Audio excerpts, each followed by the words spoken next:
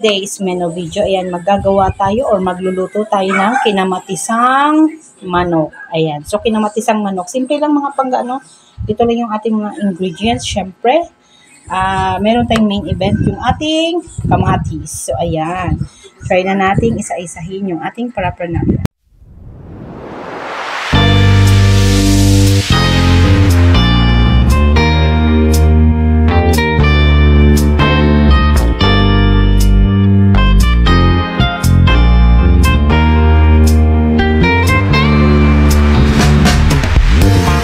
Mga pangga, meron tayong repolyo. Pwede naman pechay, kaya lang wala kasi akong pechay ngayon. Repolyo lang, yung tira namin repolyo. Hugas na yan. Meron tayong bawang sibuyas, tomato paste. Lagyan natin ng konting tomato paste. May tira akong oyster sauce. Pwede natin lagyan ng oyster sauce, kamatis, and of course, yung ilang piraso nating manok. So, syempre, meron din tayong paminta mamaya, asin, and ang ating pangmalakasang magic sarap. So, napakasimple lang mga pangga. Try na natin itong lutuin para tayo makapaghapunan na. Ayan, start na tayo. So, yan, magpainit tayo ng mantika mga pangga. Kunti lang.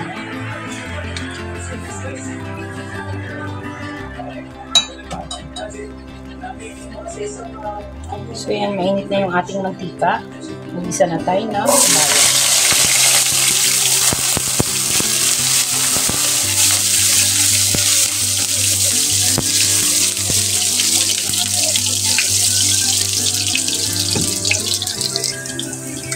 So, yun, medyo lang tayo mga panggaan para hindi naman masunog agad yung ating bawang.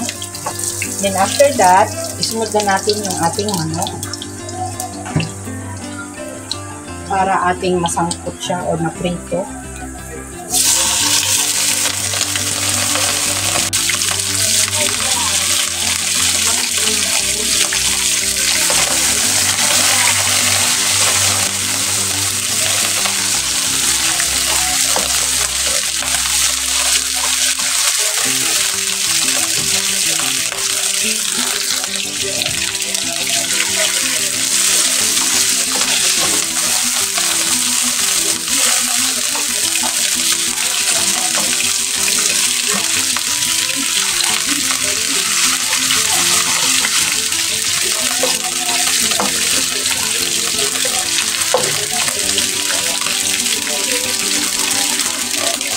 After that, lagay natin yung ating sibuyas.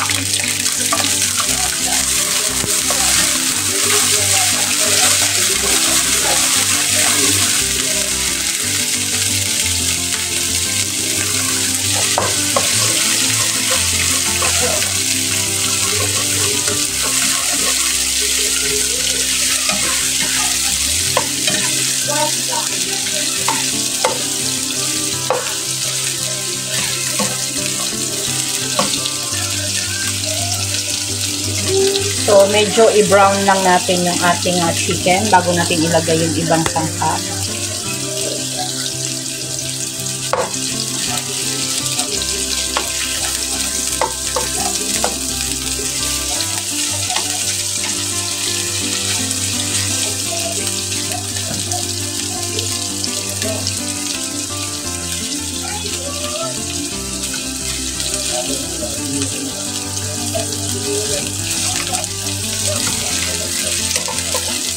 Dapat nasa medium heat lang tayo mga pangga.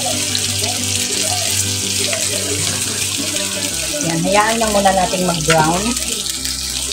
Ayan, pag medyo brown-brown na yung ating manok, maglalagay tayo ng 2 tablespoon na patis.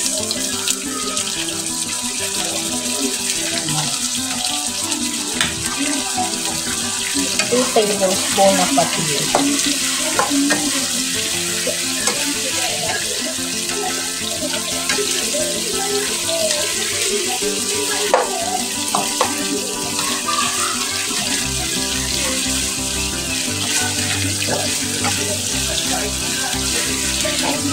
Sangkot siya lang muna natin sa patis.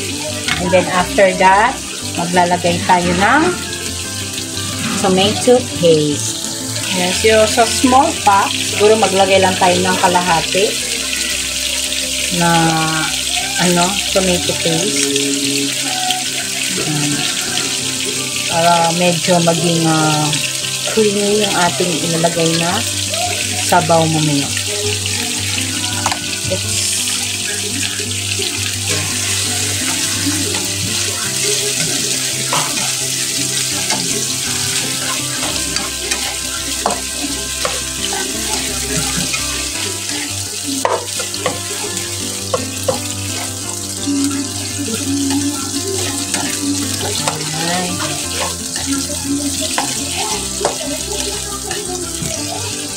Limang piraso lang yung manok na.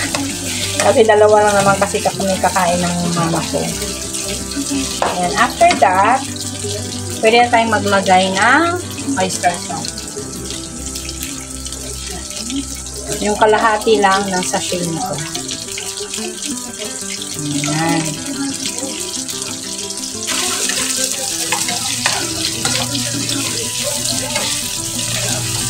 And then, nung nailagay na natin yung ating oyster sauce, pwede na natin ilagay yung ating kamatis. Ayan. Maganda sana kung talagang hinog talaga siya. Kaya lang kasi hindi masyadong hinog yung kamatis natin mga pangga. So, hintayin lang nating malata yung ating kamatis. And then, pagka medyo malata na, lalagyan natin siya ng water.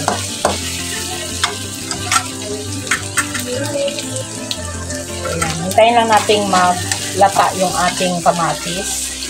And then, pag malata na, saka natin isunod yung mga ibang ingredients. Takpan muna natin siya mga pangga. Takpan lang natin. Hintayin natin malata yung ating tomato. So, ayan, check natin kung lata na yung ating kamatis. Takpan natin mga pangga.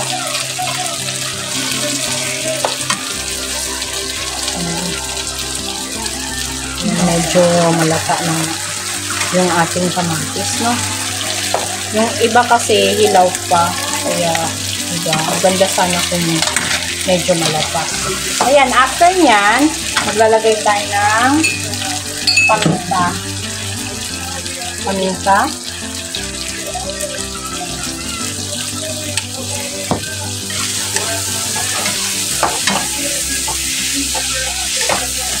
Ayan.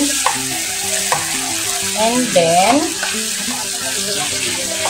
maglalagay tayo ng tubig. So, base lang, siguro ang level lang ng tubig. Yung tipong matatakpan lang yung ating manok. No? Mga pangga. So, lagyan natin ng water.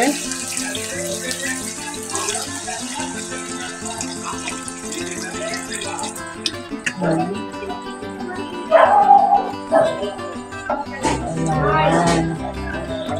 Diba? Nawala yung manok. So, pakuluin lang natin siya mga pangga. Tapos, iti-taste test natin kung ano pa yung kulang sa ating sauce. And then, para mag-sink in talaga yung mga ingredients ng ating manok. Pero bago pala yan mga pangga, pwede na tayo maglagay ng magic sarap. Ayan yung ating magic sarap. Puti lang. 1/4. 1/4 lang itira yung mga pangga.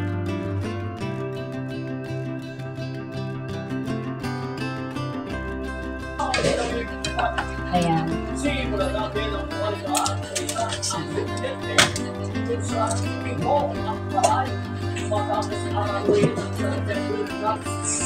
Ayan. So, kumukulo-kulo na siya mga pangga, no? So, iti-taste test muna natin. Baka may kulang sa sabaw. Kasi naglagay na tayo ng patis kanina. Baka mamaya kulang pa ng asin. So, ayan. Konting asin lang mga pangga. Siguro mga 1/4 lang. 1/4 teaspoon. Ayan. And then, pang-balanse ng ating panlasa, pwede tayong maglagay ng brown sugar. Siguro 1 tablespoon and half. Ayan. And then, haluin muna natin ulit. Ayan. And then, iti-taste test natin ulit mga pangga, no? Ayan, pwedeng-pwede na siya mga pangga. After that, pwede na natin ilagay yung ating gulay. Ayan, ilalagay na natin yung ating repolyo.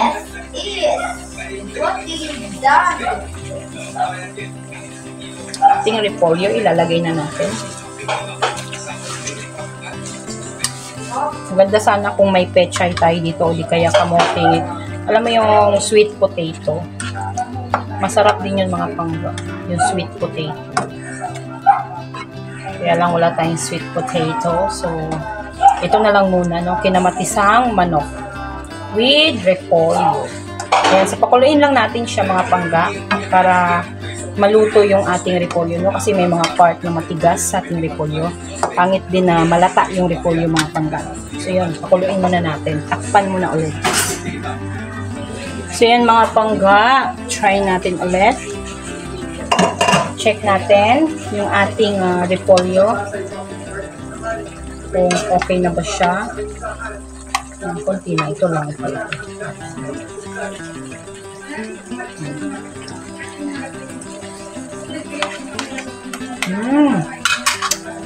Up.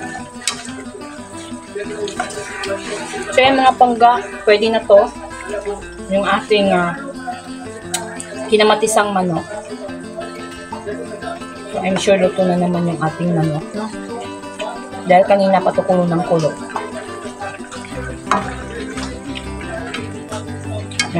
Kuluin lang natin konti lang kasi medyo matigas pa yung stem ng ating repolyo.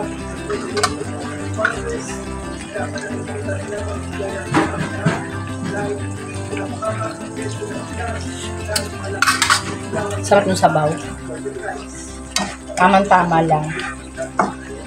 Hindi maasim, hindi maalat, hindi matamis. Balanse lang dahil sa ating sugar.